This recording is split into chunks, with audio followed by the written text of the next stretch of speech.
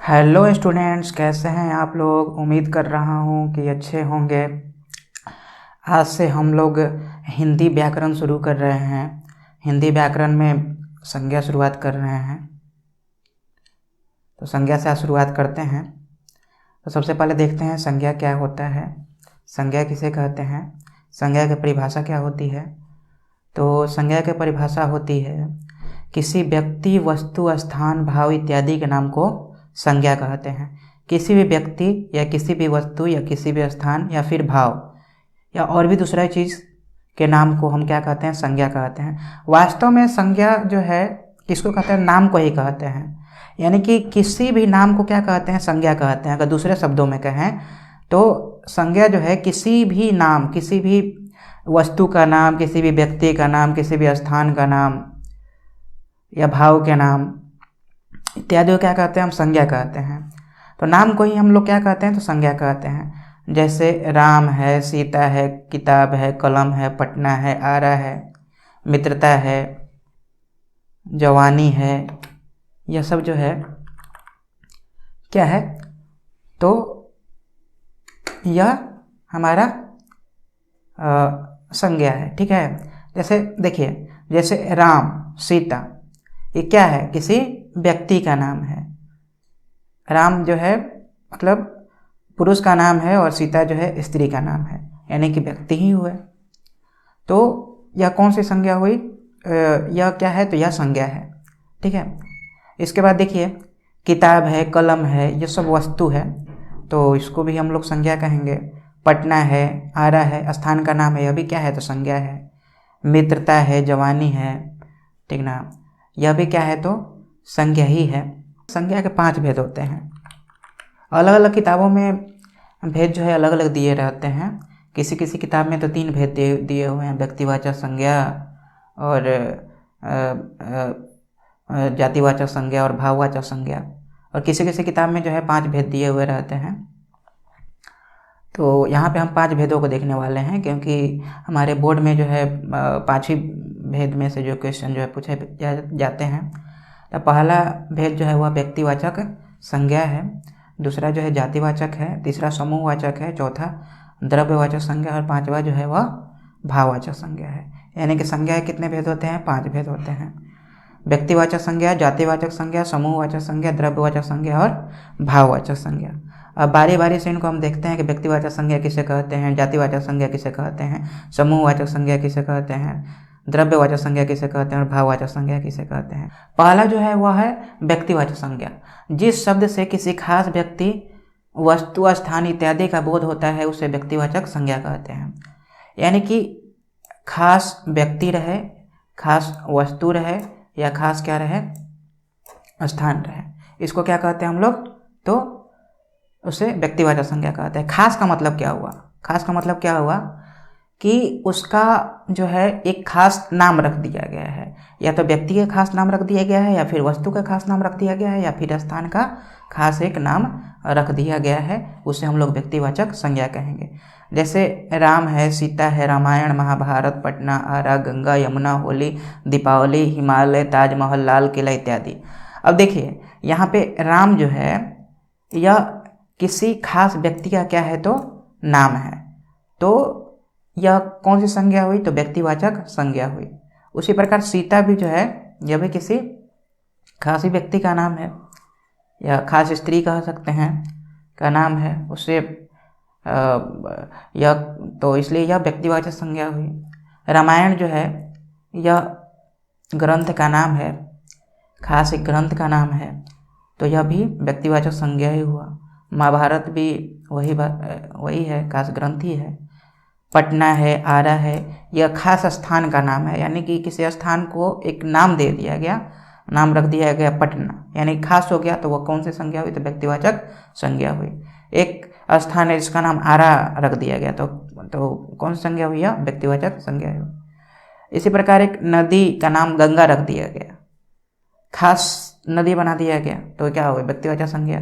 यमुना, नदी तो बहुत सारी हैं, एक नाम रख दिया गया उन्हीं नदियों में से यमुना, तो यह भी व्यक्तिवाचक संज्ञा हो गई। त्यौहार तो बहुत सारे हैं, तो उसमें से होली एक त्यौहार है, तो होली कौन सी संज्ञा होगी, तो व्यक्तिवाचक संज्ञा होगी। उसी प्रकार दीपावली व्यक्तिवाचक संज्ञा।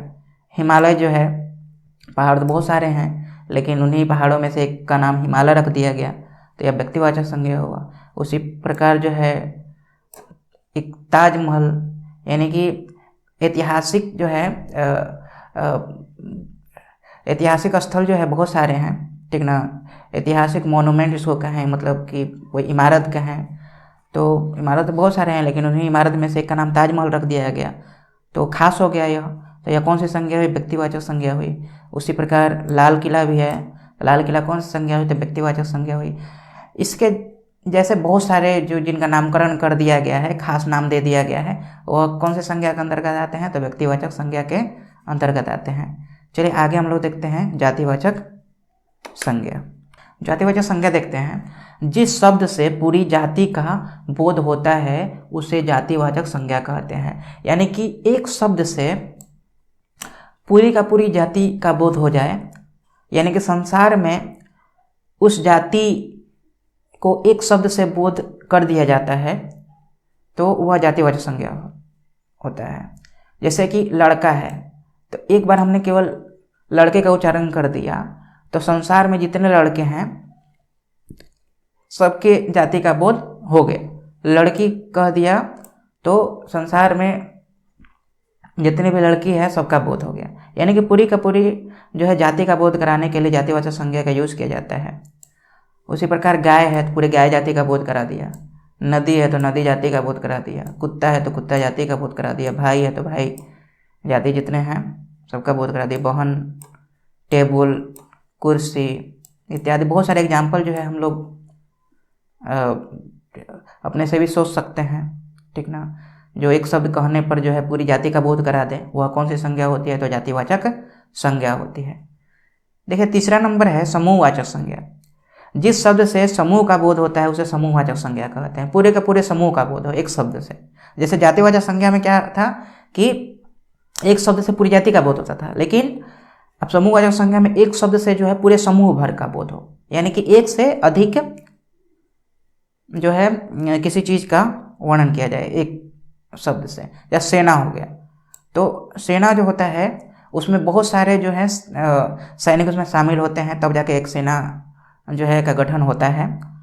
तो सेना का मतलब पूरे सेना का बटालियन जितना है, जितने सैनिक उसमें शामिल हैं, तो सबका वर्णन हो गया। किसी एक जो है सैनिक का वर्णन नहीं हुआ बल्कि पूरी बटालियन का वर्णन हो गया, तो यह जो है समूहवाचक संज्ञा हुआ। उसी प्रकार वर्ग है, तो वर्ग किसी एक जो है छात्र से नहीं बनता है बल्कि उसमें बहुत सारे छात्र शामिल होते हैं, तो वर्ग भी कौन सी संज्ञा है? तो समूहवाचक संज्ञा है। उसी प्रकार मेला है, एक व्यक्ति से मेला नहीं हो सकता, बहुत लोग इसमें शामिल होते हैं। उसी प्रकार गुच्छा है, या तो अंगूर का गुच्छा हो या चाबियों का गुच्छा हो, बहुत सारे उसमें अंगूर या चाबी लगे हुए रहते हैं, तो यह समूहवाचक संज्ञा का ही एग्जाम्पल है। उसी प्रकार सभा है, सभा में बहुत सारे लोग रहते हैं, भीड़ में बहुत सारे लोग रहते हैं। दल है, इसमें भी है।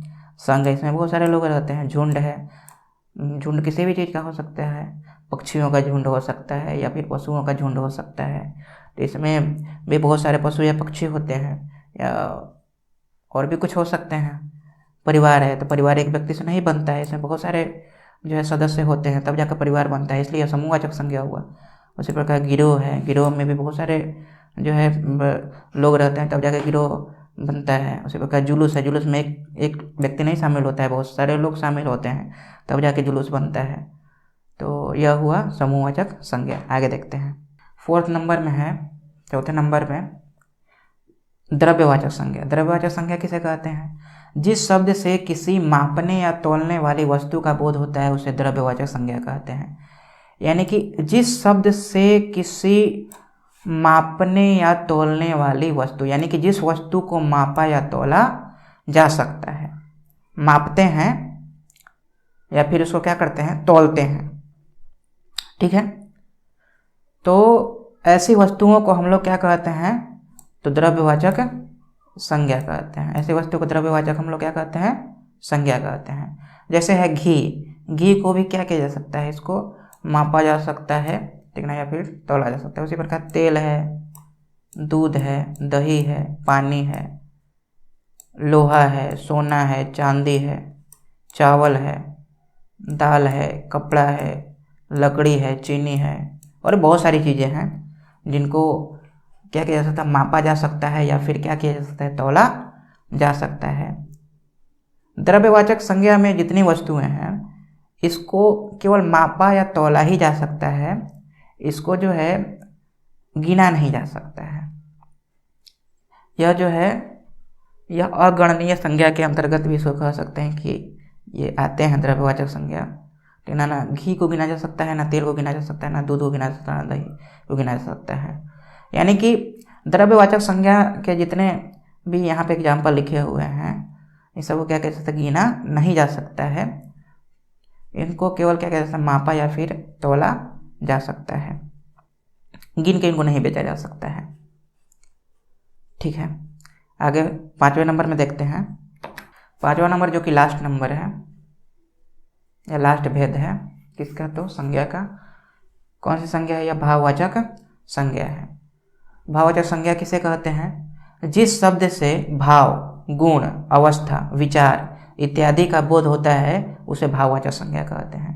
भाववाचक संज्ञा किसे कहते हैं, जिस शब्द से भाव का बोध हो या फिर गुण का बोध हो या फिर अवस्था का बोध हो या फिर विचार का बोध हो, तो उसे हम लोग क्या कहते हैं, भाववाचक संज्ञा कहते हैं। इन्हें क्या किया जा सकता है, छुआ नहीं जा सकता है, बल्कि केवल क्या कह सकता है, अनुभव किया जा सकता है। छू नहीं सकते, केवल अनुभव कर सकते हैं। नहीं भाव को छुआ जा सकता है, नहीं गुण को, नहीं अवस्था को, नहीं विचार को, बल्कि केवल अनुभव किया जा सकता है। जैसे देखिए मिठास, तो मिठास जो है यह क्या है, तो यह भाववाचक संज्ञा है। इसको केवल अनुभव किया जा सकता है, इसको छुआ नहीं जा सकता है। ठीक है, भाव को कह सकते हैं, गुण को कह सकते हैं, इस प्रदर्शित कर रहा है। बचपन जो है यह अवस्था को प्रदर्शित कर रहा है, जवानी अवस्था को प्रदर्शित कर रहा है, लड़कपन अवस्था को प्रदर्शित कर रहा है, बुढ़ापा अवस्था को प्रदर्शित कर रहा है। ठीक है, मित्रता, मित्रता का एक कह सकते हैं भाव भी होता है, तो भाव को प्रदर्शित कर रहा है। उसी प्रकार सच्चाई है, गुण को प्रदर्शित कर रहा है। चतुराई भी गुण को ही प्रदर्शित कर रहा है। तो इस तरीके से हम देखते हैं कि भाववाचक संज्ञा जो है यह भाव को बताता है या गुण को बताता है या फिर अवस्था को बताता है, जिसके एग्जाम्पल जो है यहाँ पे दे दिए गए हैं। तो हमको उम्मीद है कि आप संज्ञा और संज्ञा के भेदों को अच्छी तरीके से समझ गए होंगे। अगर मेरी वीडियो अगर आपको पसंद आई हो तो कृपया मेरी वीडियो को लाइक करें, शेयर करें, सब्सक्राइब करें और कमेंट भी कर सकते हैं अगर कुछ कमेंट करना चाहते हैं तो। अगर संज्ञा से संबंधित अगर आपके मन में कुछ सवाल हैं तो कमेंट बॉक्स में डाल सकते हैं।